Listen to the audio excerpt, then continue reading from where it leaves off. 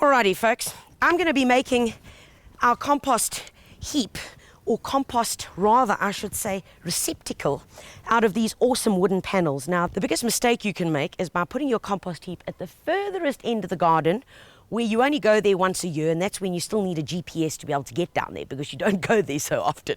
To start off with, all you're needing is a bare patch of soil. It doesn't need to be anything solid, nothing fancy. And I've got my panel, I've got a nice dropper. You could use metal droppers, you could use wooden droppers. I've got one of these plastic coated droppers, and then just whack it in. Simple as that. Right, once that's up, the good old faithful cable tie. Pop that guy around there and just zip it closed. There we go, looking good already. Next one, for some support, is along here. And pop this guy on here.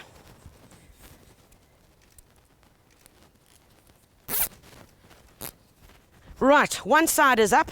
So what is the plan? Well, basically I'm going to be creating a box structure using these panels. So I need another 1, 2, and the third one has the ability to open up, because of course we've got to be able to get inside this thing. So let me get the next panel up and I'll take it from there.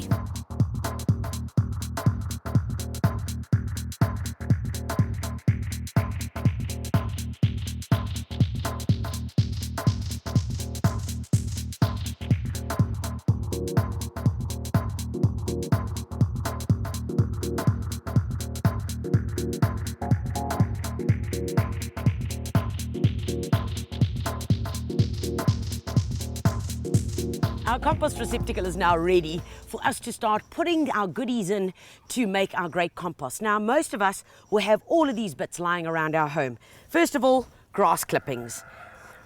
Once you've cut your lawn, we always have so much of this. What do you do with it? Well, instead of putting it in bags and getting the municipality to take it away for you, keep it, because this is great for your compost heap. The other thing, leaves. And then I've got this hay or straw, which we collect every now and then from the chicken run, which is perfect. Change their bedding, and wow, that is awesome stuff for the compost heap. I always use a bit of mushroom compost inside it because it is already so earthy, and it's great just to get that whole activation process going. So whether you've got a bag of compost that's lying around or mushroom compost as I have, it's fantastic. Now, down to the stuff that all of us have in our gardens or from our kitchens. Eggshells. Perfect, absolutely perfect for your compost heap. And all your peels that you've used from the kitchen, whether it be carrot, I've got a bit of beans in here. What else have I got? What I normally do is, as I'm busy cooking, I have this bucket or this jug inside the kitchen, and then as I'm busy peeling, I just throw them inside here. So the next day, out I come and throw it into the compost heap. Onion peels. Remember, compost heaps really enjoy all things living, so peels that are living. No meat, no fish, very important, and no bones, and no dairy. So those are the 3 no-nos: no fish, no meat, no dairy. The other thing that you can add in is tea bags. Tea bags or coffee grinds is also great for your compost heap, as well as old egg boxes. It's perfect. Anything cardboard can go into your compost heap.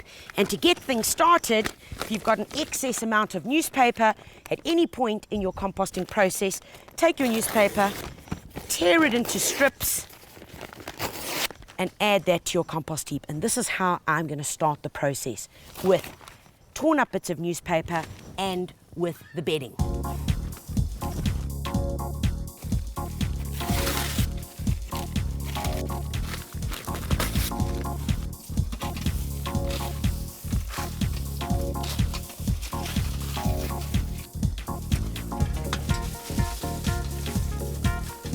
You know, folks, a lot of people tell me, ooh, but a compost heap's going to smell and it's going to be rotting and worms and rats. And you know what? If you follow this method where we've just done layer upon layer, it's like making a Dagwood sandwich. That's how you make a compost heap, really.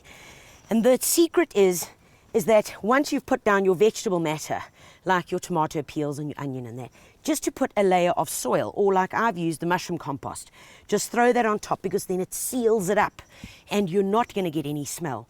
The other reason why you get smell is because you've got the ratio incorrect. So guys, if you don't want to go to the effort of making your own composter, remember you can get many commercial available gadgets or units just like this from your local garden center, where you literally put them together, pop them in your garden, and you can start making your own compost. When it is ready, and how do you know when it's ready? Well, that's about 8 weeks down the line. You can open up the front lid, dig in here, and take out your good homemade compost.